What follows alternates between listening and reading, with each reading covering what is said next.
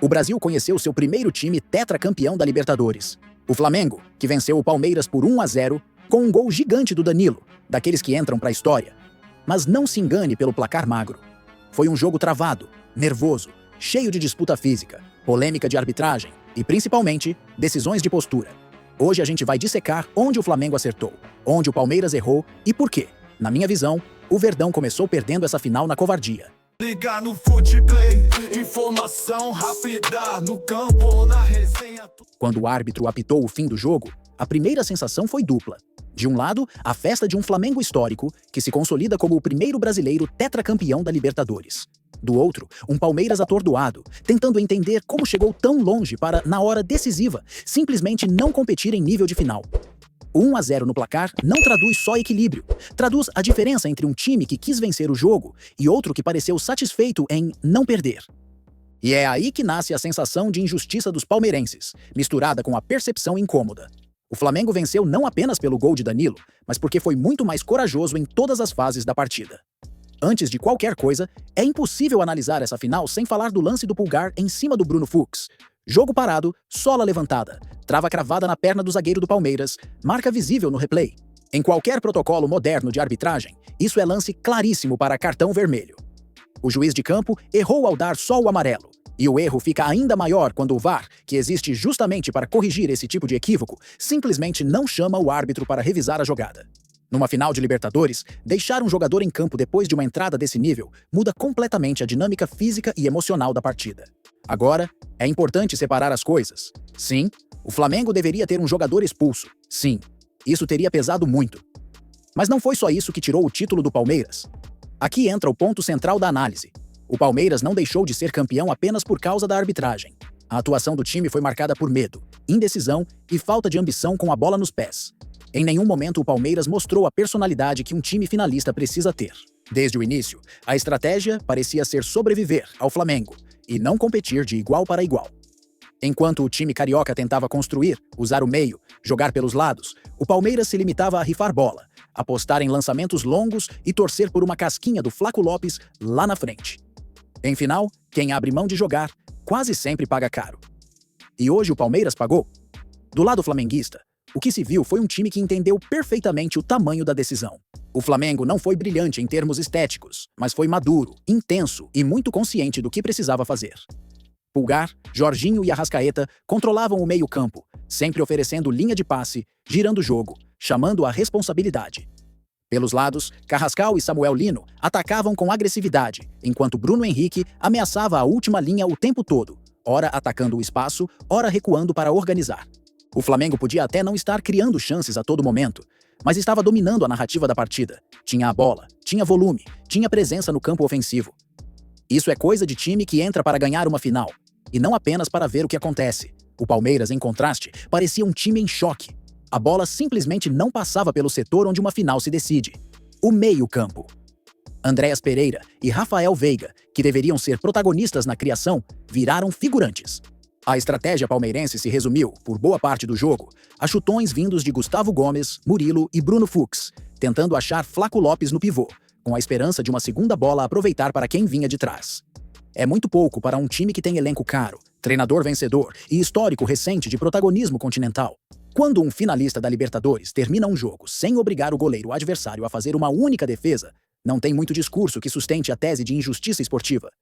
Se alguém ainda acha que foi detalhe ou acaso, os números derrubam esse argumento. O Palmeiras trocou apenas 282 passes contra 444 do Flamengo. O time rubro-negro finalizou mais, teve mais escanteios, acertou bola na trave e criou pelo menos duas chances claríssimas. Uma com Bruno Henrique no primeiro tempo e outra com Arrascaeta no segundo. O Flamengo acertou o gol 3 vezes. O Palmeiras, nenhuma. Rossi saiu da final praticamente ileso, sem ser testado. Para uma decisão de Libertadores, isso é quase um atestado de que um dos times abdicou de competir no mais alto nível. A covardia com a bola foi refletida friamente nas estatísticas. A leitura inicial do Abel também pesou muito. Escalar o Palmeiras com 3 zagueiros contra um Flamengo forte por dentro foi, na prática, entregar o controle do meio-campo. Enquanto o time carioca tinha Pulgar, Jorginho e Arrascaeta municiando o ataque, o Palmeiras ficava numericamente desfavorecido por dentro e ainda assim não conseguia aproveitar as alas. Kelvin até apareceu em um bom cruzamento para Flaco Lopes no primeiro tempo, Mas parou por aí. Piquerez, então, praticamente não ultrapassou. O desenho tático deixou o Palmeiras travado, previsível e permanentemente um passo atrás da bola. Em vez de tentar equilibrar o setor mais importante do campo, o Palmeiras escolheu reforçar a zaga. E mesmo assim, tomou gol em bola parada. O gol do Danilo foi a síntese perfeita da final. Escanteio cobrado com muita qualidade pelo Arrascaeta, movimentação inteligente dentro da área e uma cabeçada firme, com tempo, impulsão e precisão. Bruno Fux e Gustavo Gomes se atrapalham na hora de subir. Danilo acha o espaço e pune. Não foi um gol achado, foi fruto de um time que já vinha empurrando o adversário para trás, acumulando escanteios, cruzamentos perigosos e presença ofensiva. O Flamengo foi premiado por tentar. O Palmeiras foi castigado por aceitar passar 90 minutos mais preocupado em não se expor do que em buscar o título. Em finais desse nível, o castigo quase sempre vem em forma de detalhe. E esse detalhe costuma estar do lado de quem teve mais coragem. Depois do gol, o Palmeiras finalmente tentou jogar. Só que aí já era tarde. Abel Ferreira começou a empilhar jogadores ofensivos em campo. Mexeu no meio, abriu mão de Alan, que era um dos poucos que ainda conseguia conduzir algo, e transformou o fim da partida em um grande tudo ou nada desorganizado. Gustavo Gomes e Murilo passaram a ocupar a área como centroavantes improvisados. O time cruzava a bola de qualquer jeito, sem construção, sem surpresa, sem infiltração. É aquela velha história. Quando você só resolve atacar depois que está perdendo, normalmente não tem tempo, nem estrutura emocional, nem organização para criar algo realmente perigoso. O Palmeiras até rondou a área, mas não transformou o desespero em chances reais. E final, não perdoa quem acorda tarde. No fim das contas, quando a gente tira a emoção e olha friamente para o jogo, a conclusão é simples. O Flamengo quis ser campeão em todos os minutos da final. O Palmeiras pareceu satisfeito apenas em estar na final. O time rubro-negro foi mais corajoso, mais organizado e mais protagonista. O Palmeiras foi reativo, tímido e conservador demais para um cenário de decisão continental. A arbitragem errou? Errou. O lance do Pulgar poderia ter mudado o roteiro? Poderia. Mas título de Libertadores não cai no colo de quem joga com medo. O Flamengo leva o tetra com méritos. O Palmeiras volta para casa com a sensação amarga de que tinha elenco, tinha capacidade, mas escolheu a postura errada para o jogo mais importante do ano. Muito palmeirense tá me mandando mensagem. E aí, pilhado, não vai falar não? Da entrada do Pulgar no Fux? Não merecia vermelho, não? Eu sempre falo que eu boto a cara, que eu sou sincero em tudo. E eu vou falar, mas vou falar tudo. Sim, merecia ter sido expulso o Pulgar. Pulgar foi pouquíssimo inteligente e poderia ter prejudicado o Flamengo em um lance. Então, falando, merecia ter sido expulso. Agora, eu falei que eu vou falar tudo. Eu acho também que o torcedor palmeirense dizer que ele não foi campeão da Libertadores ontem por causa daquele lance é muito exagero. Por que eu digo isso? Teve também o lance do Veiga no Carrascal, que não foi tão forte quanto concordo, mas também é um lance que para árbitros do Brasil seria para expulsão. Esse árbitro ontem, ele mostrou que ele não é um árbitro que para muito jogo, que marca muita falta, deixou o jogo correr, deixou o bicho pegar. E ele mostrou nos dois lances que no critério dele, aquilo não é expulsão como é no Brasil. Para mim merecia, realmente foi um lance forte do Pulgar. Agora, o do Veiga, no Brasil, também teria sido para expulsão.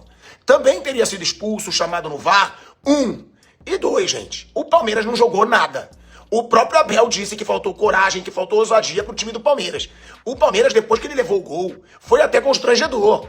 Era a bola do Carlos Miguel dentro da área. Era a bola do meio-campo do Fux dentro da área. Era só bolinha alçada na área, sem jogada nenhuma. Não dá pra dizer que pelo que o Palmeiras jogou ontem, o Palmeiras merecia o título da Libertadores, pelo amor de Deus. Essa é a minha visão. Merecia ter sido expulso? Sim. Mas o Veiga também poderia ter sido expulso. E outra, o Palmeiras não jogou nada. Se o Palmeiras tivesse jogado muito, a bola não tivesse entrado e o Pulgar não tivesse sido expulso, talvez poderia ter tido muita reclamação, na minha opinião. Mas, cara, o torcedor palmeirense, assim como o Abel Ferreira fez na coletiva, poderia estar mais focado em criticar o time que não vence no Brasileiro há 5 jogos e não jogou nem criou absolutamente nada ontem numa final de Libertadores. Agora eu quero saber de você.